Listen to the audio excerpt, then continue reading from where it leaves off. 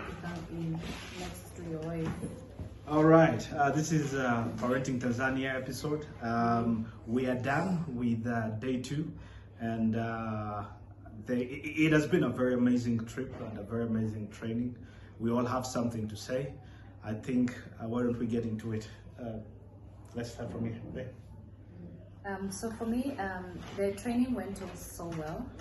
It was a training that was done to the community, not really to the church, the way we are used for church organizing things.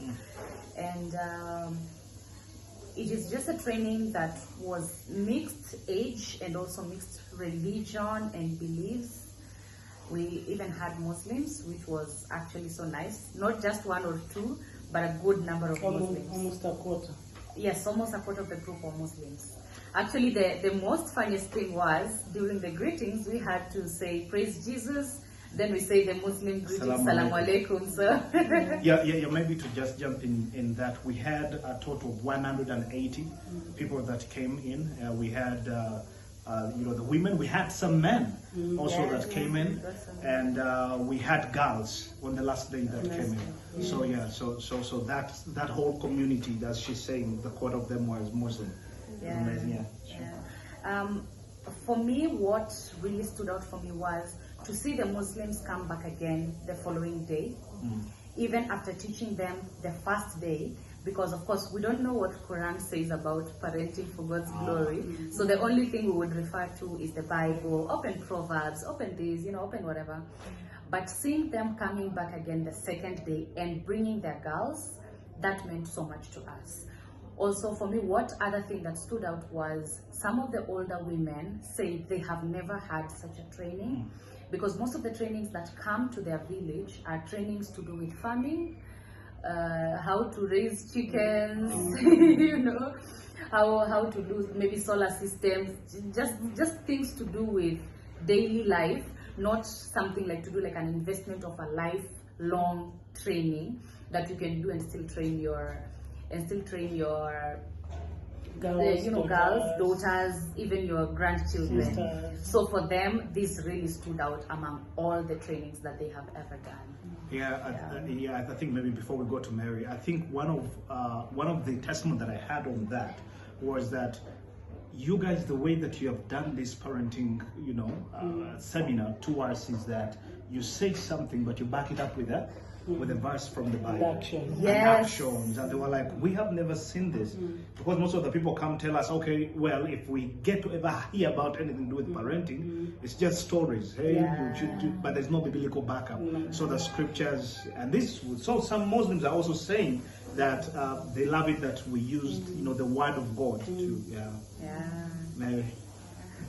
Okay, on top of that, what I can see is that even the women and the men were so amazed that the example they saw on us, they expected maybe people with high educations, dress very well. With suits. I don't have one. Here we are with our kids. So that's shown a very nice example. And then the women were like, hey, you guys, what you're doing, we can even see it in between yourselves and your families. Maybe to add on that, many of the times the person who organized this training,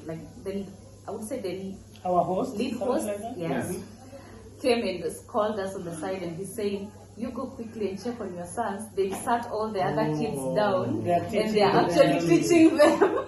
I know they were just playing, but in somewhat way they were imitating what we were doing, sitting all the grown-ups down and we are teaching. I would have loved to get a picture of that. By the time I went, they were finishing the class. But I mean, it's amazing. So they too, there was delivering dignity, and Mary was going to say something about that. Yeah. Okay, on the side of delivering dignity, let me say the women were so happy, and the first woman saying that they have never found the reusable sanitary towels.